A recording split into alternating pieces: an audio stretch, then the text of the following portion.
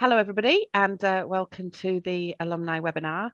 I'm just going to wait a couple of minutes for all the attendees to come and join us. So I'll just wait here, slightly awkward, for a couple of minutes, and then we will go into a full introduction. You can see Dan is here with us. I will do a full introduction with Dan and go through some housekeeping with you.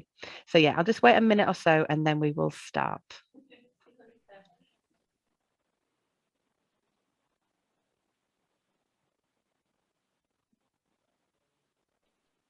We've got people joining us, so that's good. I was just saying we'll wait a minute and then I'll get going, Dan, if that's okay. Perfect.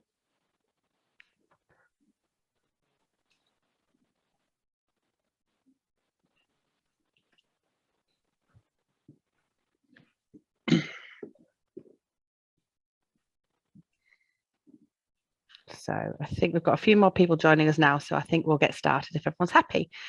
So thank you for joining us for the fifth alumni webinar series, the fifth, sorry, of our alumni webinar series.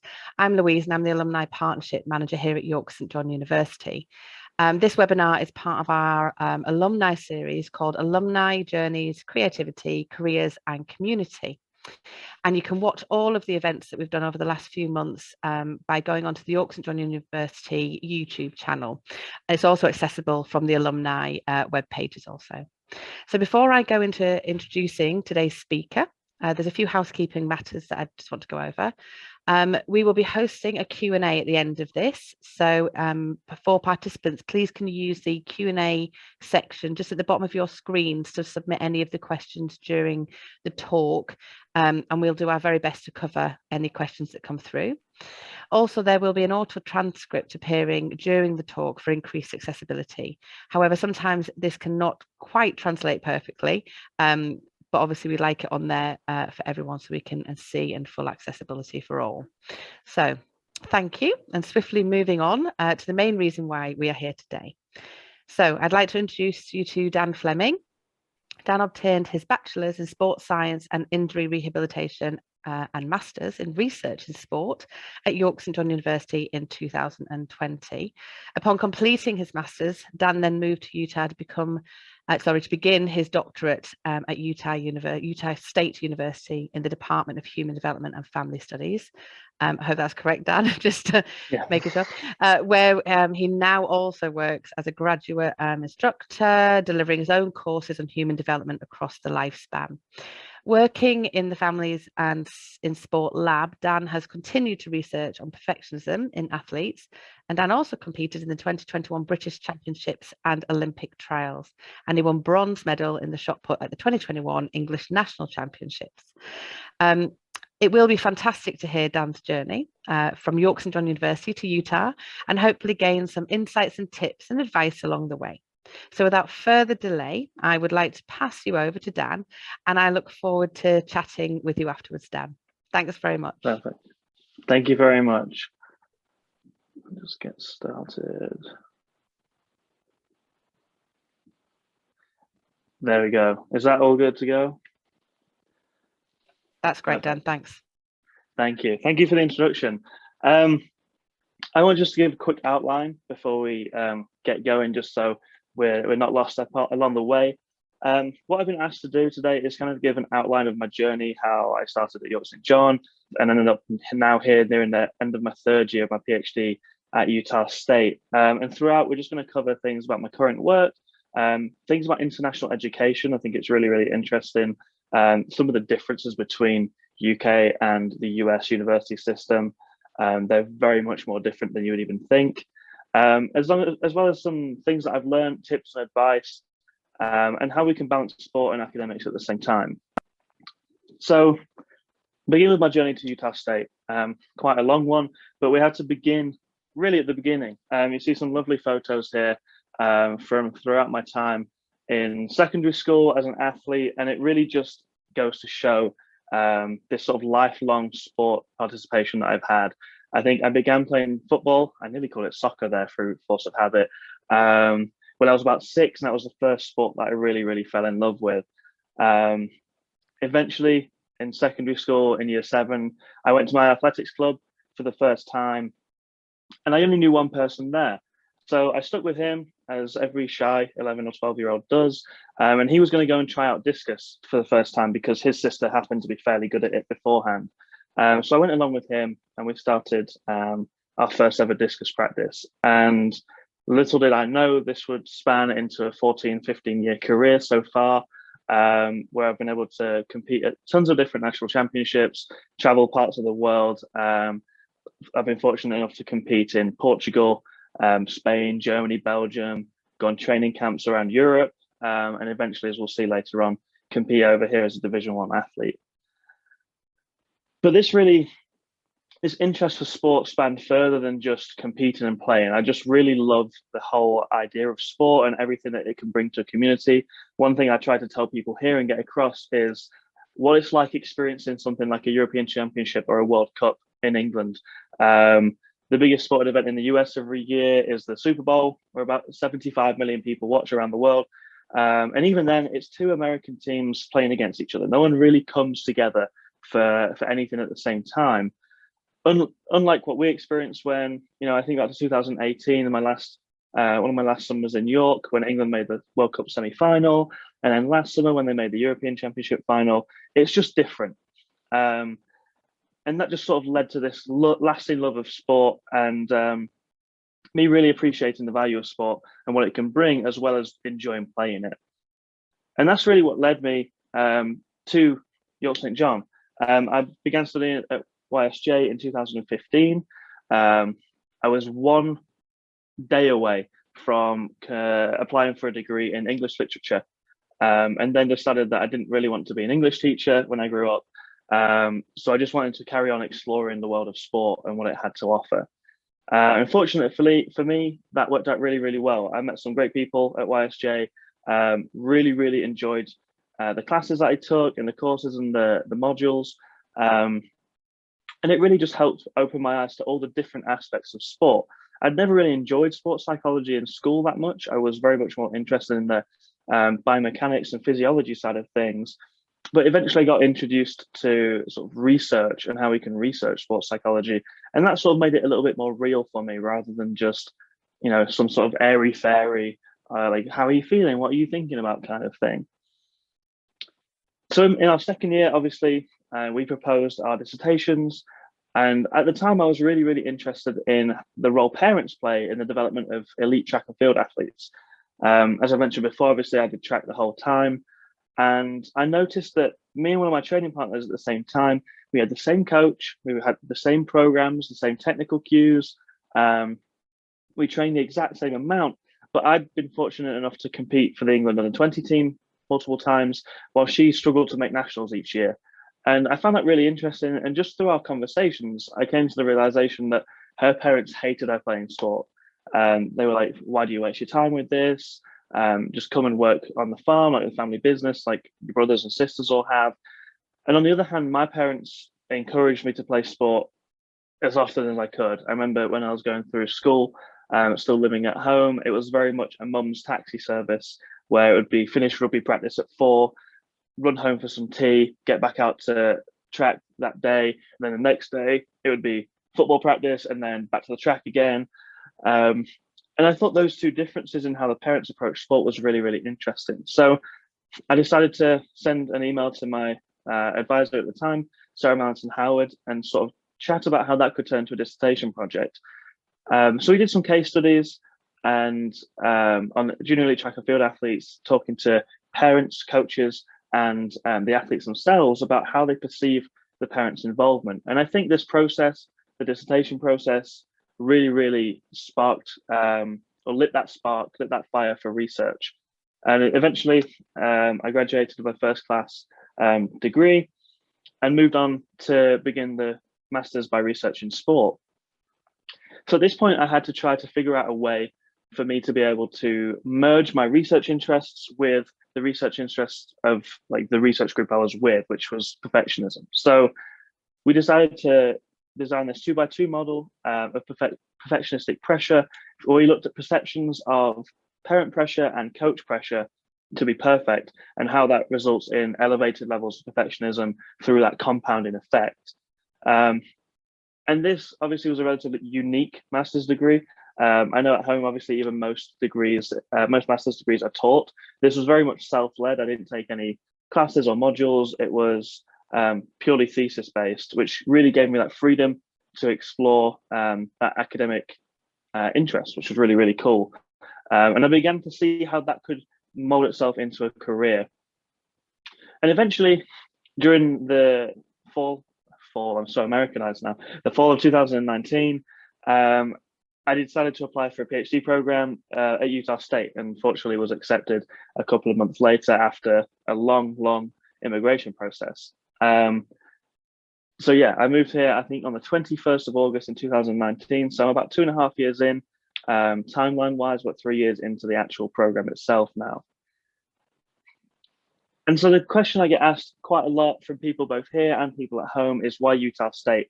And besides the incredible pictures you can see on your screen now, the sport world is very different. The football field there is our Maverick Stadium, which seats 26,000 people. And on the right, we have the Spectrum Stadium, our basketball arena, which seats 11,000. Completely different world to university sport back home, as crazy as Bucks Wednesdays are. It really came down to two main reasons. And the first of which is Twitter. And people always laugh when I say this, but Twitter was very much the reason I am where I am now. So during my bachelor's, during the dissertation process, I began to do what every undergrad does and sort of start following all the rock star, superstar researchers in that area on Twitter to see what's going on, start getting into it. And this was very much something that was advised for and advocated for by people like Dale Forsdyke, Jamie Salter, Mark Sullivan, while I was completing the degree. And one day I saw Camilla Knight at Swansea University retweeted my now advisor's tweet saying that Utah State were looking for PhD students in a families and sport lab. So I really thought it was a long shot. I didn't really think too much of it. I just sent an email off to Travis Dorsch, who, like I say, is now my advisor, just to see where it went. I'm the kind of person that I'd prefer to give it a go and find out no than never know at all. So I sent him an email. We got emailing back and forth, and he was like, yeah, I think our research interests align very well. I think you should apply. So I did. And that really comes down to the second point, which is the fit. Travis has done work in all sorts of youth sport areas. He's received loads of awards for his research and his teaching, as well as running the families and sport lab, which was exactly what I was interested in. The main research interest I had was parents in track and field development and parents and other social agents in the development of perfectionism. So it really just made sense for me to at least have that conversation. And after a long process of entry exams and immigration, I ended up moving here, and I wouldn't change it for the world, which is a really nice thing to have no regrets about that decision. And now my current work, like I said, I work in the families and sport lab, third-year student, so I'm approaching the dissertation phase. I just have a couple more classes to take, and then I'll be exclusively working on my dissertation. I also work as an undergraduate mentor, sort of leader in the lab. I take charge of the recruitment of undergraduate researchers, help them get their research ethics training done, and then sort of divide them up to other students in the lab and Travis himself, for who their research interests align with the most. So that's a really fun thing to do in terms of being involved in that lab process of running a lab, and mentoring students, even as a PhD student, which is really, really nice. I've had a couple of students already have poster presentations on campus, as well as some have second authorships on poster presentations I've done at international conferences, which is really cool to be able to say that we've had undergrads go through that process already, kind of under my mentorship, and a really valuable experience. I mentioned my dissertation very briefly, but this is still focusing on perfectionism. That work from my master's has carried on, and we're looking at reactivity in golfers specifically. A lot of the work in perfectionism so far and performance has been done with people in lab settings. So who really cares if, you know, a researcher is paying me $20 to come into a lab and try putting a golf ball into a hole 5 times? There's no real investment there. So potentially the results aren't as useful as we might hope. Fortunately, with the NCAA being such an institution that it is, the results for every single hole are published online for an entire season. So that's what we're collecting. We're collecting 128 athletes worth of data for every single hole that they play as a student athlete across the entire spring season. So hopefully at the end of that process, each athlete will have 2 or 3 rounds at 5 or 6 or 7 different tournaments throughout the entire semester. So we're going to get a lot of data from that to be able to see how they potentially react on a hole by hole level. As well as that, we're conducting some qualitative work as well. So we have the balance of qual and quant to be that all-round researcher in the dissertation, where we're looking to ask student athletes about this process. How do they perceive that perfectionistic reactivity in themselves? Do they think it's a helpful thing? Would they prefer not to have it? Do they think it's a good thing that they overstrive potentially on the next hole after a bad hole? My plan is to defend the dissertation sometime next spring. So hopefully around January, February we'll be done. But we'll see, that's the proposed timeline. But I do have until the end of next April to get that done. As well as that, one of the things that my current advisor, Travis, has us do is sort of expand our research areas. So one thing that I'm really interested in is methods. So I've been taking a lot of statistics classes while I'm here. And in one of those classes, we had to write a paper using structural equation modeling. And I fortunately had some data from Travis to look at a paper where we looked at COVID-19 socio-demographic factors and affluence. So specifically, we were looking at things to do with how different people, depending on their socioeconomic status and their demographics, like parent and child sex, their race, their employment status, their relationship and family status, how do they influence how people perceive different barriers to return to sport after COVID? So do those people from less affluent urban areas who are potentially people that identify as Black or Asian deal with things like health-related barriers, concern about their child getting sick differently to white people or people that make more money? And we saw some really interesting things that especially fit historically within the US, that Black people that were Black identified more issues with health-related barriers than other racial groups, which, you know, if we think historically in the context of the US with Black individuals' history with the healthcare system, that really makes sense. But it really interesting research to be able to do to sort of contribute somewhat to that pandemic literature base. As well as that, I spent the first 2 years of my degree over here on the USU track and field team. It's a Division 1 team. For those of you that don't know what that means, the NCAA has 3 different divisions, and about 2% of high school athletes proceed to compete in Division 1. I think in men's track, it's actually around 1.3%. So it's a very small group of people that can experience this, experience competing at Division 1 level, and that was absolutely fantastic. But I'll get to that later on. I've now since run out of eligibility, so I now, to keep involved with the team, work as a volunteer assistant coach, and I run these mental performance workshops for the athletes. So at the end of team meetings, we'll ask all the coaches to leave, and then I'll have a chat with the team about things like perfectionism, goal orientations, goal setting, and sport, like competitive anxiety and those sorts of things. So a really nice way to still be involved with the team while I practice, but also use the knowledge that I've gained throughout my degrees to be able to help the people around me and the team that I care about after competing for them for multiple years. One thing that I think is slightly different in kind of US doctoral degrees is they will have you teach a lot. And not just as a TA taking seminars or those sorts of things. Like this last year, I've been the instructor of record, designing my own exams, assignments, the syllabus, the content for a human development across the lifespan class. So in the fall semester, I had about 190 students in the class. In the spring, we had about 100.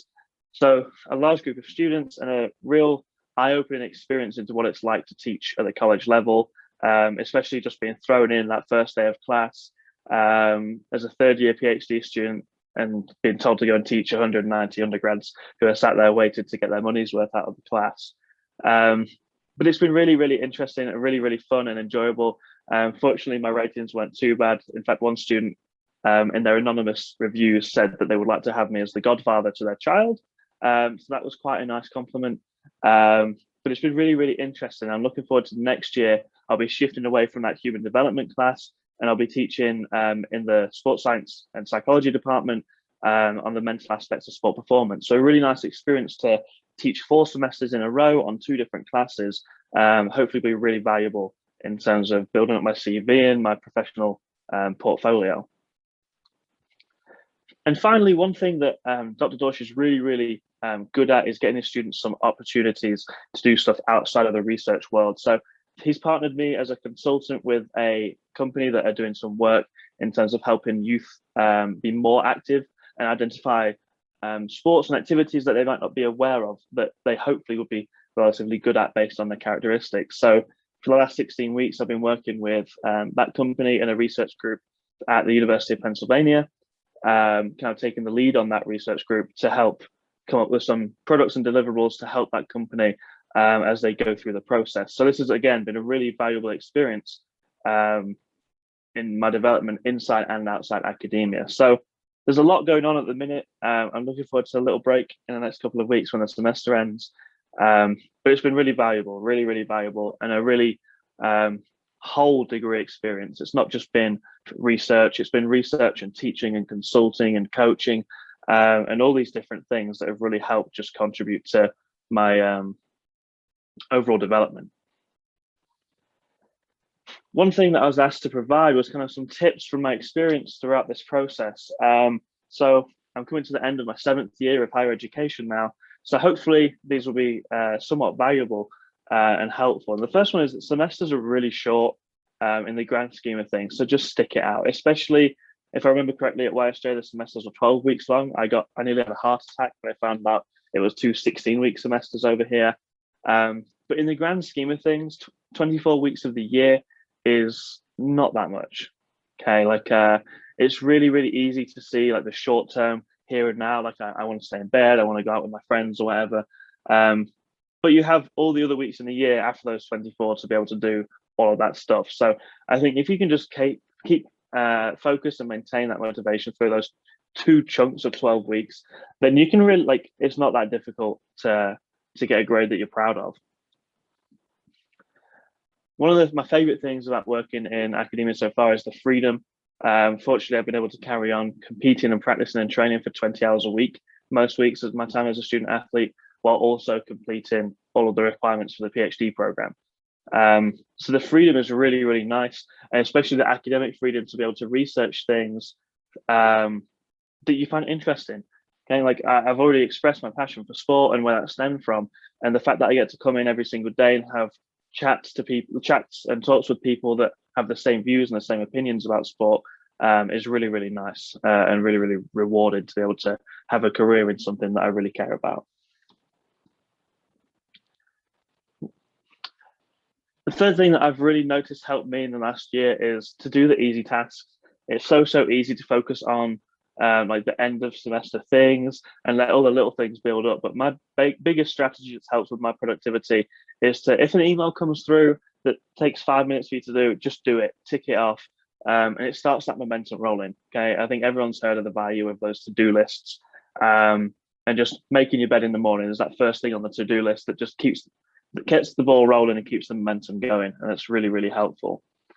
As well as setting and maintaining boundaries. I kind of treat my PhD work as a 9 to 5. I don't necessarily work 9 to 5 every day, but I definitely don't work past 6 o'clock on weekdays, and I don't work on weekends unless there's some sort of mega deadline approaching. I take that time for myself, and that just helps me to keep a life outside of uni. I think I'm the kind of person that if I was to just give 100%, 24 hours a day, 7 days a week to work, I would hate it, I'd burn out, and I'd lose the interest. So I think in keeping that life outside of uni is really important. So now I've sort of covered the journey here and what I'm currently doing since leaving YSJ. I'm going to just chat a little bit about the US experience. There's going to be a couple of main things here. So a little bit just about the university experience as a whole, and then about the community, which is largely built up my lab mates and my advisor, and my teammates that I've been fortunate to have in the last couple of years. So the main thing with the US university is that it is very different. It is more different than you could ever imagine.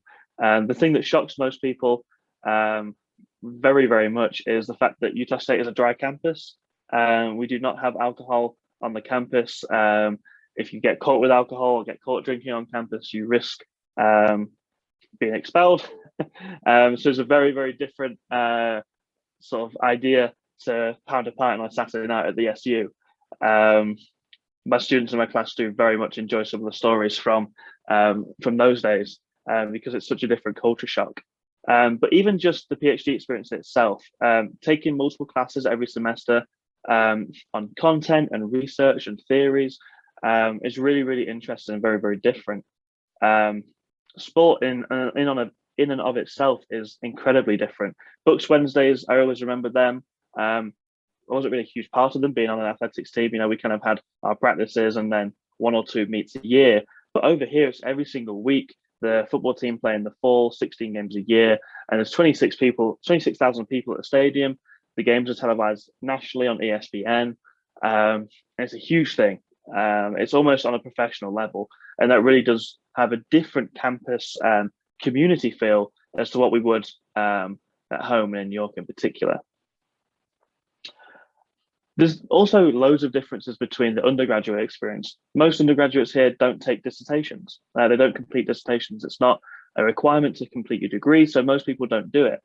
And I think that was one of the most valuable things from my time at YSJ was, you know, we had to do a dissertation, and that really exposed me to the idea of research early, proposing that dissertation in my second year, and then carrying out a research project that I designed from start to finish for the dissertation was a really, really valuable experience. And I think that was one of the most important things that I gained from my time at YSJ.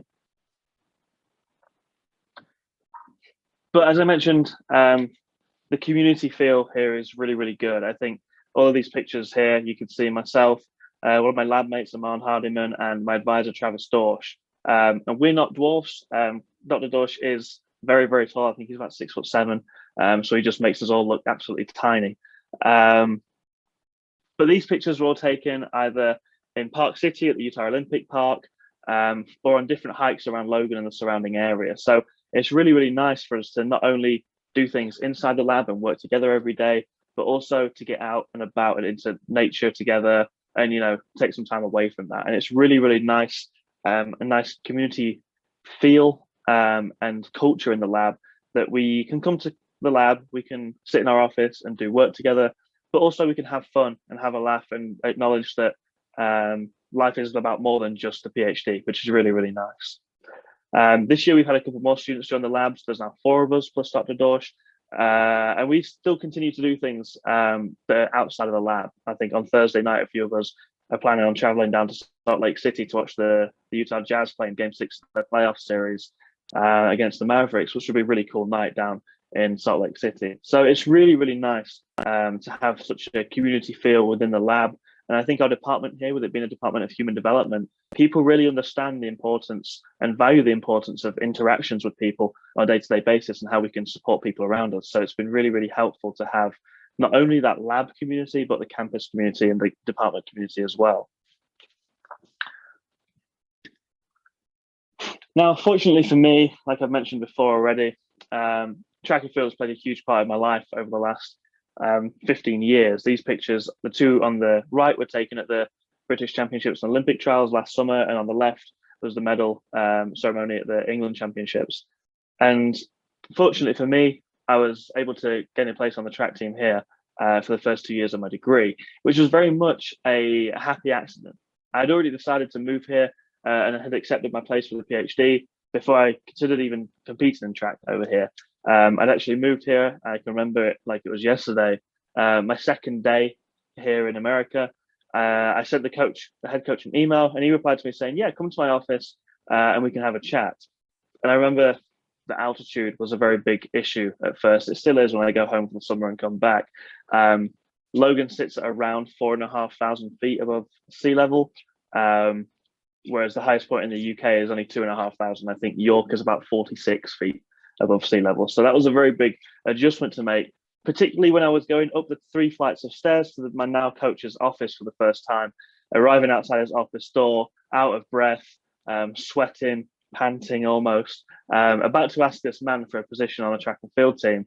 I had to take 5 minutes to sort of settle myself and catch my breath again before I was able to walk into his office. But fortunately for me, we had a chat, and he said, "Yeah, we have a space on the team." Unfortunately, because of the way eligibility works in the NCAA, I only had 1 year. COVID gave me a second year, which I'm forever grateful for. And that has been one of the biggest support systems I've had while I'm here.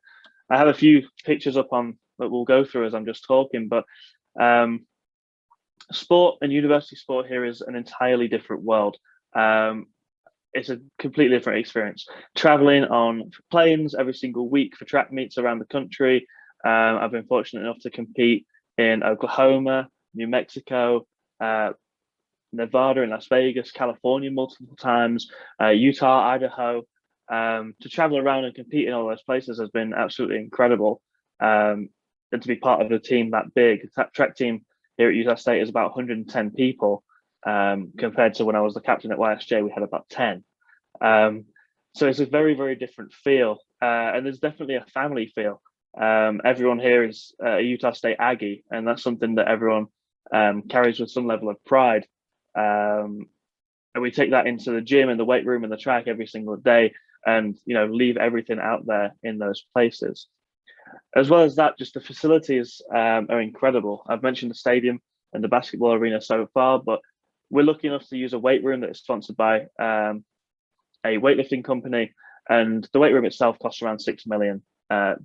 So just that straight away alone, having those resources, having access to a fueling station where student athletes can go multiple times a day to pick up different pieces of food. They have like ready prepared oranges, pineapples, all these different fruits. They have smoothies, protein bars, all this different stuff for us to just go and take just to fuel ourselves properly, really valuing that process of nutrition. It's also really nice as well. The university provides training table for student athletes. So 3 nights a week, we'd go up into the 3rd floor of the stadium, and there would be like an all-you-can-eat buffet set out for the student athletes. So not only is this a time to fuel our bodies properly and think about the nutrition wise, but it's a great socialization time for us to spend time with our teammates and athletes from other sports at the same time. I've been lucky enough to make friends with people from Ireland that play tennis, Spain tennis players, people from all around the world have moved here to play their sports. It's a really, really cool time to be able to go in and visit and have a chat with those people. And you can see some of the pictures on the screen. On the left, we're in California for the conference championships. The sun's about to set right as the shot competition was starting. In the middle, we have some discus throwers from some of the different universities around the place. Idaho State, BYU, Utah State, Southern Utah. And you can see the views in the background. They're absolutely incredible to go to a track every single week and have the mountains in the background with the snow caps is fantastic. And on the right, there's a picture of me and one of my best friends here at the University of Oklahoma, which was a great experience to compete at a really big school where their football stadium is the size of Wembley. Really, really cool experience. And as well as that, all the places and the experiences, you just meet some really, really great people. So the girl in these 2 pictures is now my roommate. We've lived together for 2 years, and we have a fantastic time together. And in the bottom right, up in Idaho, we were at a Nike meet indoors. 2 of my best friends over here as well. It's been really, really rewarding to be able to be a part of this at the same time as completing my PhD. It's been absolutely fantastic. And the way that people approach track here, even during COVID and things like that, is very much a community feel where the track team is somewhat bigger than all of us. It's been absolutely fantastic. As well as socials outside of the track. It's been really, really nice to be able to experience those things together. A couple of things, I'm not going to go on for too much longer, but one of the best parts about living in Utah is the scenery. So on the left, at this point, I think we were about 12,000 feet above sea level. So that air was feeling very, very thin. It was a very long day, but we have some beautiful mountains and beautiful lakes. And on the right-hand side, that's just a 2-minute bike ride away from campus. So it's really nice just to be able to ride you back to campus in the morning and then take a little lunch ride in the canyon and go and see some of the really nice spots in there in the scenery. And so finally, a couple of things, just tips and things about living abroad that I've noticed is just to call home loads. I text my parents every day. We speak on the phone 3 or 4 times a week, and we'll FaceTime once or twice. It really is the key to be able to feel comfortable and at home in a new place.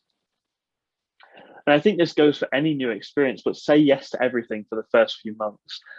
You could really, really easily sit in your room and miss home and miss your friends and miss your family and parents. But if you say yes to everything, you'll make that new support system so much more quickly and be able to make those new friends and connections in wherever the new place that you're living is. Immigration is really, really complicated. I found the best thing to do is to just ask. Go to the immigration office, go to the global engagement office, and just ask about everything that you could possibly need to have questions and answers for. And really remember that it could end at any day.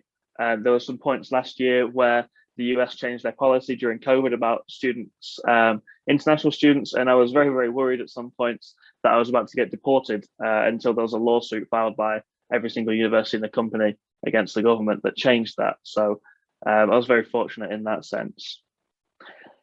And do everything ahead of time. I think this just goes for everything, not only living abroad, but do everything ahead of time. And that really, really saves a lot of stress in the long run. And it's really, really scary. Like stepping off the plane in Salt Lake City Airport for the first time with a backpack and 2 suitcases. My whole life was there, was very, very intimidating and scary. But I think if you just view that as an opportunity, then good things will come. And finally, in terms of what's next, I've mentioned it already, but finishing up my dissertation is the main priority. And then the plan is to be applying for jobs, tenure track faculty positions. I would like to stay in the US. I'm very open to where I'd move. I think once you've moved up halfway around the world once, doing it again doesn't seem too scary. So finishing the dissertation and applying for jobs is very much the next stage. So I think I ran a tiny bit over time, but thank you very much for your time and attention. And I'd like to open for any questions.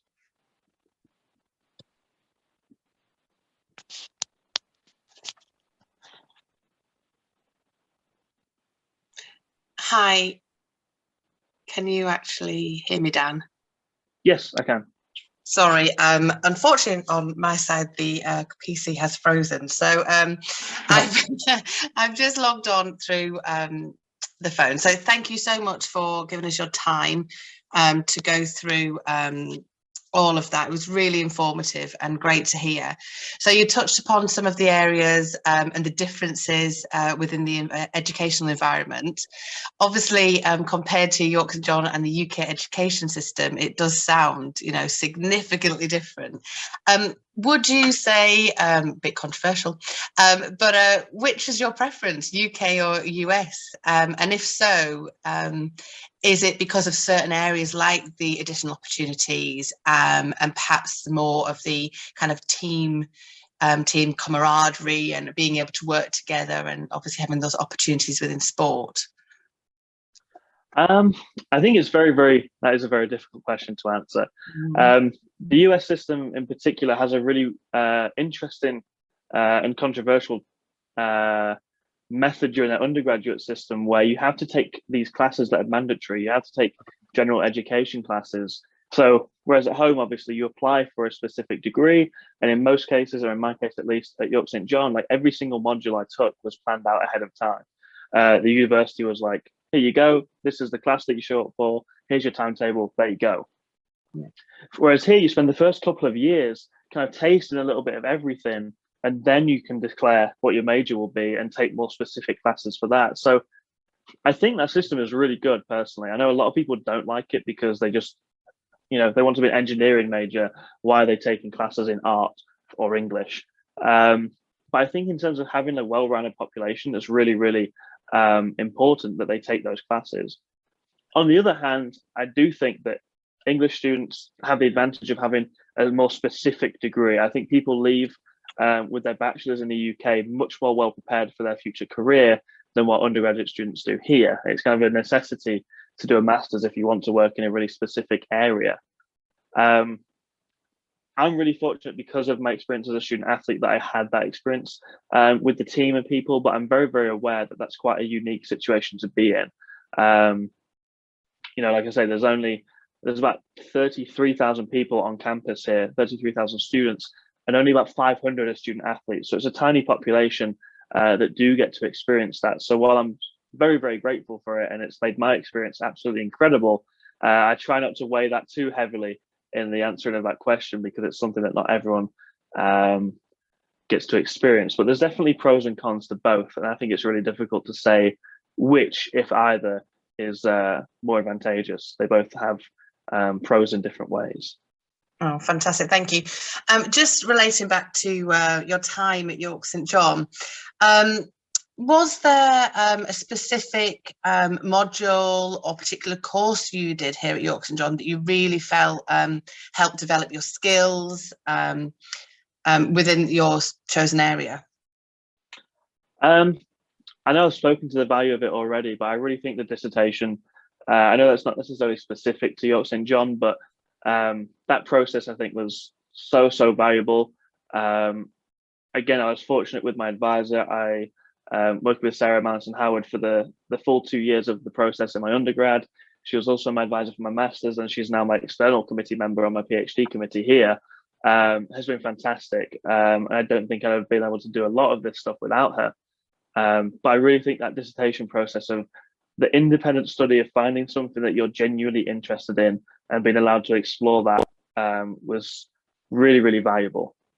But I think as well, rather than a specific course, I think the enthusiasm of a lot of the lecturers really helps. So even if you weren't necessarily super interested in the maturation of athletes or biomechanics, the fact that the lecturers were so invested in those topics just got you involved as well. And I think that was more valuable than any specific class, I think. Fantastic. Hey, I'm back. I think I've joined you a little bit. Sorry about that. Obviously, technical issues here. During your time in Utah and the whole journey you've done, is there a single best piece of advice that somebody you're either currently working with or on your journey has given you that's helped you during this process? I want to go with something really profound and interesting, but I think the classic of "don't be afraid to ask" really goes a long way. I think there's a lot of situations where I would have just been stuck and not had any idea of what to do next if I just didn't ask. And I think a lot of people think you're going to be judged for asking, but I think, in fact, a lot of people respect that more. I definitely, with my undergrads, I'm very much more happy if they come up to me with a question and ask than if they try to struggle alone and then get things catastrophically wrong. I'd always prefer it if someone comes and asks me the question. So I think, as cliche and as standard an answer as that is, I think genuinely, don't be afraid to ask for help. Fantastic. No, I would agree with that. There's never a wrong kind of question. It's always best just to ask. We had one in around about training and preparation. So how much training and preparation is required to be a top class power athlete? How many hours a week do you have to put in? And are you still fully training? Or obviously, I think you mentioned before, I know you're doing more volunteering work with the team, but yeah, what kind of is your advice there on training and preparation? Well, see, the NCAA, because obviously student athletes, it's student first, right? We're a student, they're an athlete. They actually place limits on how much time we can spend in mandatory practices and track events and sport events. It's still quite a large number. It's 20 hours a week. So for the first 2 years of my program, I'd spend easily 20 hours a week at practice, at weights, at dinners and stuff like that, because that's all included, and team meetings. But then on top of that, there's the recovery side of things, which isn't included in that. So I would spend, an hour or two a day potentially in the training room receiving treatments or just prehab or rehab for my own work. So it's a lot of time. I think on average, it was probably around 20 hours a week for those first 2 years that I was here. And I have continued. This year, I still have been training in full capacity. This season has not gone as I would have liked it to go so far. So we'll see how the rest of the summer goes. But yeah, I do plan on, I've already mentioned lifelong athlete kind of thing. Like, I do really value sport and being physically active, but I'm also open to new experiences. I recently found out that I could potentially qualify for the British Olympic Weightlifting Championships. So that might be something that I pursue in the near future as well. So yeah, I'm definitely still spending many hours a week practicing. But yeah, it averages around student athletes in the US around 20 hours a week. It's quite intense, as well as balancing a PhD at the same time. Yeah, it's a lot to balance that, isn't it? But like you say, you enjoy what you're doing, and you've got your teammates around you as well. Always helpful. You may have touched upon this when I lost you in the feed just then, but when you finished your studies, you know, what are you planning to do next? You know, do you want to return to the UK, or are you tempted to stay in the US? I think I'm very, very, very tempted to stay in the US. I'm very open to where to move. I think Utah has a very niche culture, and it is very heavily religious, with the Church of Jesus Christ of Latter-day Saints, or Mormons, as I think most people in the UK know them. So it's a very unique culture in that sense, where people get married at like 18, people go on missions to serve the church. It's very, very different to life in the UK. So I think I'd be very willing and open to trying to live somewhere else, in a different place, just to get that different experience. But also, yeah, I think the plan is to try and get tenure track position somewhere over here, and almost have the UK as a backup, because I am English. I can always return home if need be. Yeah, fantastic. Well, another question that came through is, have you started following American sports, and who is your favorite team? So I was always a huge American football fan while I lived at home. One of my favorite memories from my time in New York was every single Sunday night, me and my three best friends from my course would get together at one of our houses. We'd take it in turns, selecting what takeaway we were going to have that night, and we'd stay up from 6 o'clock till about 3 a.m. watching American football. And I really, really thought that would be the case over here, but that kind of changed. I got way more into college football on a Saturday, and weirdly, basketball has become my favorite sport by a long way. I actually hated basketball when I lived at home. I thought it was really boring and just too back and forth, and the basket being so little. But since I've moved here, I've watched every single Utah Jazz game since before Christmas this year, and they play about 3 times a week. Wow. So the Utah Jazz have fast become my favorite team, as well as following college basketball as well. It's really nice to have sort of a built-in team where you don't even have to think about it. It's just, how are the Utah State team's doing? Because you bump into all those athletes on campus. I remember I've never felt smaller in my life than I was heading up to dinner, the athletes' dinner one night, and I got into the elevator, and I was with 3 basketball players, the shortest of which was 6'8". So there was me at 6'3", a 6'8", a 7 foot, and a 7'2" in that elevator, and I've never felt more short in my life. But it's really cool that you see those guys around campus, and then on draft nights you see them getting drafted and going and moving to play for their professional teams. Is really, really awesome. Yeah, it must be fantastic. I know you spoke about it earlier, and obviously the facilities and the having, it's not your normal Wednesday afternoons of sports. You're televised, and you have so much more access. It must be great, and it must really spur people on as well to really work hard and work for their team, and obviously get involved with other sports and activities as well. In the process that you did when you did your application, and obviously moving to the US as well, was the application process to the university, but also obviously being able to transfer from a UK resident to a US resident, was there anything you learned from that? Any tips or advice you could give any students or alumni moving forward? In terms of moving to a different university, there's always an entrance exam. I've discovered, regardless of if it's a bachelor's or a master's or a PhD, they'll ask you to take some sort of entry exam, which took me by surprise, because I didn't get told about that entry exam until I'd submitted everything else. I had my CV ready, letter of purpose ready, references ready. And then I got an email saying, "Oh, you've not submitted your scores for this yet." And I'm like, "Oh, what's that?" And they were like, "Oh, you need to take this exam in the next 4 days." Oh. So I was like trained to Manchester, paid £300 for the privilege to take the exam. It was, I think one of the biggest pieces of advice is it costs a lot to move to the US. I'm very aware that without my parents' support, and like financial support especially, I wouldn't be able to move here. Even just the visa process itself is very, very expensive.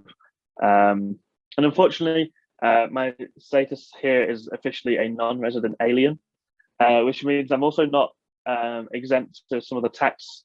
I don't receive the same tax exemptions as US citizens. So even once you're here, you're making money, but you still have to pay a lot more in taxes than a lot of other people. So just in general, it's a very expensive process to move to the US. No, that's really good to know, though. It's good because it's all those hidden costs that you know, you want to go down that route, and you don't want to be put off by it, but to know it in advance, or at least be given some kind of insight into that, that was really helpful. So thank you. Yeah, the student loan system is also very, very different. You don't, it's non-existent. Like university is very expensive here. Unfortunately, the department pay for my degree. But that's something definitely to be aware of, is that you could easily be paying. Utah State's relatively cheap in some senses, but you're still paying $13,000, $14,000 a semester, right, to be able to attend, which obviously, you know, nearly 30,000 a year is a lot. It's more than my whole degree cost in York. Yeah, but I think from what you're saying as well, the experience that you get, obviously, you know, there are complete different experiences in the UK to the US, but obviously, you know, you touched upon it right at the beginning. The glamour of some of the US stuff is amazing, and the sports and everything. So you are getting a completely different experience. So yes, it's maybe not as accessible, but having that knowledge in advance, if you're a first or a second year student, if you have a plan to do that, you can maybe put a plan into process, you know, into place. So no, it's good to have that knowledge. So thank you for sharing. Just going on to one final question. It's a bit twee, but I'll go with it. It's about your time at York St John. Can you give me, I don't know, an example or a story of the best kind of experience or time you had here at York St John? Well, it's difficult to choose one in particular. I don't know if many moments stood out in particular, but I think I do look back at my time at YSJ as like a whole. And I think honestly, it's just the time spent with my best mates at uni. We still chat every single day, and the amount of time that some of us will send something, and it'll be a clip of a song or something. It's like, oh, this song came on. It reminded me of that night at this place or something like that. And we've all genuinely said that, you know, even now, like if we could go back and do it again, we would in an absolute heartbeat. So I don't think any one specific moment stands out, but just all of those small moments that you maybe don't appreciate at the time. You know, just even going to the pub for a burger and a drink after the last lecture of the day with your best friends and watching whatever football game is on. You know, it's just the thing that you do at the time, but when you look back, they're probably the moments that stand out the most. Yeah. Oh, well, it's lifelong relationships, isn't it? You know, so it's building those relationships forever. But no, I thank you so much for your time today. Really appreciate it. I know is it 11 o'clock there in the morning? Yeah, just coming up to 11 now. Yeah, so you've got the rest of your day, whereas we're all we might go to the pub and have a beer and a burger. Nice. But It's nice being the other way around. I remember my interview, I had to wake up at midnight for my interview for the program here. That was a rough one. Yeah. Oh, well, no, we do very much appreciate your time. So thank you very much. And I do wish you all the best with finalizing your PhD. And yeah, we'll hopefully keep in touch. And yeah, once again, thank you so much, Dan. And we shall speak soon. Thank you very, very much. All right. Take care and thank you. You too. Bye. Bye.